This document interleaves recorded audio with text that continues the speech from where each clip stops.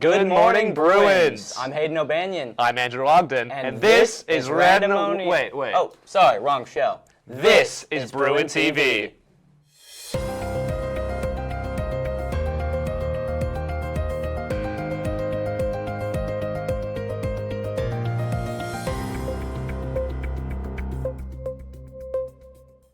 So, Bruins, to start off our stories today, we have my story because we anchor, so we choose. What? I called dibs. And I said no. Just roll clip. Ed Hardy, graphic tees, and Converse. What do these all have in common? Being cool. Oh, and that Y2K retro comeback, of course. If you look around in the hallways, you may see fashion trends that you didn't even know were from the 2000s. That's right, your fits are older than you are, Unk. And man, thrift stores are booming right now. I swear I've seen about half the student body at Goodwill. And if you know any other good ones, hit me up. But I feel the burning question, at least on my mind, is why 2K? There clearly are modern trends, but why do we tend to look back instead of forward? Nostalgia of the times. Fashion's obsession with the past isn't random. There's a common theme known as the 20-year cycle, the idea that trends resurface roughly 2 decades after they first peaked. The early 2000s, once mocked for low-rise jeans and bedazzled logos, are now back in full force. The 90s had a large influence with the 2010s, the 70s revived in the 90s, so on and so on. But is this cycle true, and why? That 20-year rhythm aligns with generational shifts. Kids who are now fresh young adults begin to assert their own cultural influence, especially nowadays with influencer culture. And these prominent figures represent the styles they grew up around, leading to young, impressionable fans like you and I wanting to be like the people they look up to. Self-expression. Have you ever felt like a certain style isn't exactly yours? I know I have. I mean, I don't think I've made a fit with modern trends ever. I don't even know modern trends, which leads to self-expression, a fancy long-winded name for how you want, hence the self part. And self-expression is very important in how you dress. I mean, it's the reason people dress the way they do in the first place. The way you dress shows an immediate insight into who you are as a person. Hoodie and sweatpants, likely laid back, more chill. Clean, crisp suits, more professional and cares about how they carry themselves. Pajamas? Tired, hard to tell, I know. How you are seen is quite the staple of high school life, whether we like it or not. But why not try to be seen as your true self? Thank you, self-expression. Oh, and bring back emos, man. Yes, we miss them. Price is right. Speaking of how you dress yourself, there's one thing, perhaps the most important thing in your ability to. Having clothes. Who would have thought? And those clothes cost money. But I don't have money, you say. At least not a lot. A solution for you I have. Wear someone else's clothes. Thrifting. Boom, pow, wow. So many options. Thrifting has absolutely exploded in recent years. Ask around and I bet you about 1 in 3 high school students has thrifted something at least once. And it makes sense. Why not buy these perfectly fine clothes for a much discounted price? Seems like a win-win to me. But these clothes have to come from somewhere. And that somewhere is often the past. With newer clothes being less likely to be donated or resold, thrift stores often have an overabundance of older cuts and styles of clothing, often leading to more teenagers with their precious paychecks purchasing these out-of-date but cheaper clothing. Turns out you can save money and look good while doing it. I'm personally all for this new wave of old style. I've been known to dress like an old man myself. If any of this has been interesting or helpful to you, that's good, and like, why we do this. Anywho's, back to me with Bruin TV. Man, get a load of this guy. I'm so cool, though. How about you get a load of your story instead? What? Tweens getting social. Hello, I'm Leora with Bruin TV. Have you ever wondered what is a good age to give a child access to the internet? Probably not. But I'm here to share some insight into when it's smart to give your child a phone and why it's not good to give them access to the wide world that is social media too early.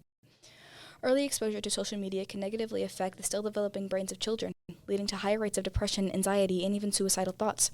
Social media apps are designed to be addictive, needing likes, positive comments, and constant approval are all but built into children, and at such a young age.